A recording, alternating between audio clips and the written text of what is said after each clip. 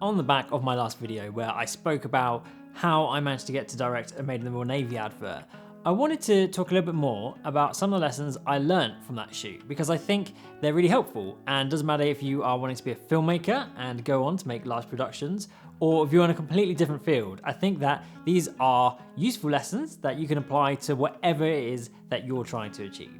So it's going to be a quick one, and it's just going to be me talking. I'm not going to have any fancy B-roll over this. I just want to throw out some ideas there for you, starting with the most important thing that I've learned over the last couple of years.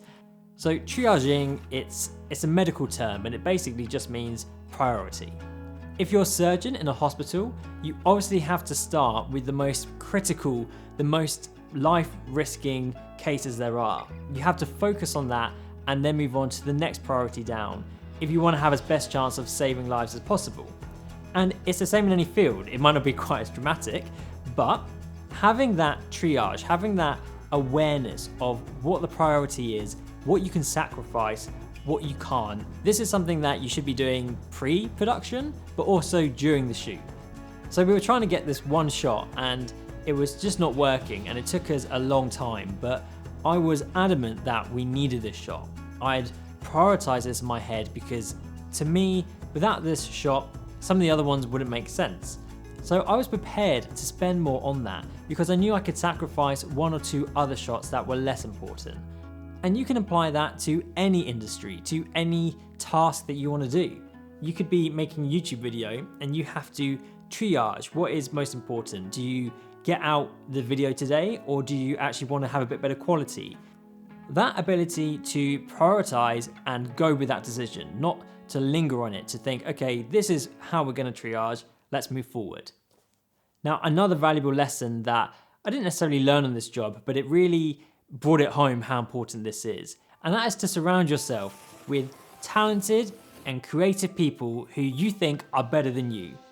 If you can do that, if you can surround yourself with people who elevate your level, elevate your performance, well, that speaks for itself what it's going to do. It's going to enhance your production. There are loads of talented and creative and hardworking people who just want to be involved and want to give their best. And everyone suffers from imposter syndrome in some way. So no matter how inferior you may feel, someone else probably feels like that as well. And if you have a team who are all like-minded in that approach of just wanting to do their best, it will create an environment and a production that is very hard to beat. If you only have people who are less informed than yourself, if something goes wrong, that's all on you. Whereas if you have a team of people who all have experience and want to create something as best as they can, you've got such a wide toolkit for anything that's going to go wrong, because inevitably things do go wrong.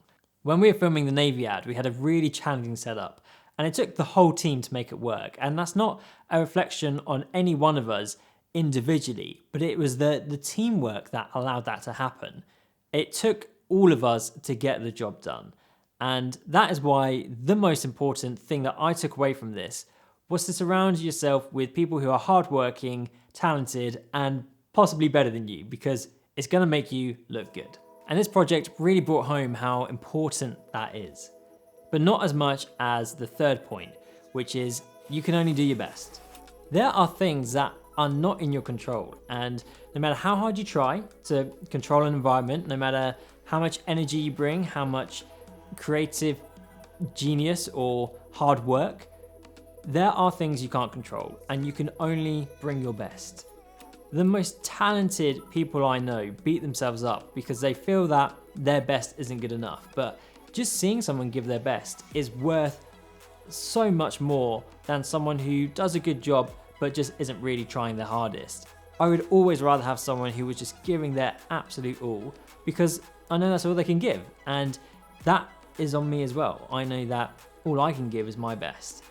The bits we were filming at sea, we only had a short amount of time and we didn't have control over how big the ship was going to be, and obviously we didn't have control over the weather either. You know, the schedule couldn't change. We had to film on that day, and the last thing you want when you have a grey ship is a grey sky. But that's what we got, and we worked with it. You know, no matter how hard we tried, we could only do our best with that. And seeing Ollie work as hard as he was and doing everything he could to get the shot in a very, very difficult situation, and knowing that Harrison on the other boat was there working his arse off trying to make a very difficult gimbal shot happen when you're in rough waters.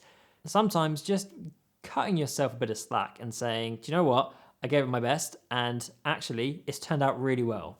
You can only give it your best, and 9 times out of 10, that will get you what you want. And going off of that, something that I am more aware of now, something I'm trying to do more of, is allowing others to flex their creativity. It's really easy, like particularly for me, as I've come from a background of having to do the shooting, the editing, the sound design, and stepping away from all of that actually, just producing, directing on this one, it meant that I could allow others to flex their creativity. And it's a difficult balance because half of you is very much thinking, well, it's on me to make sure that this all ties together. But the truth is, the reason you bring on people better than you, the reason you bring on people as creative and hardworking as you could possibly hope for, is to lean into that and take on their expertise.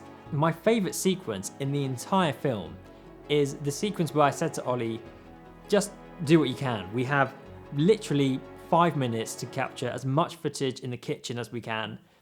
You know, do what you can.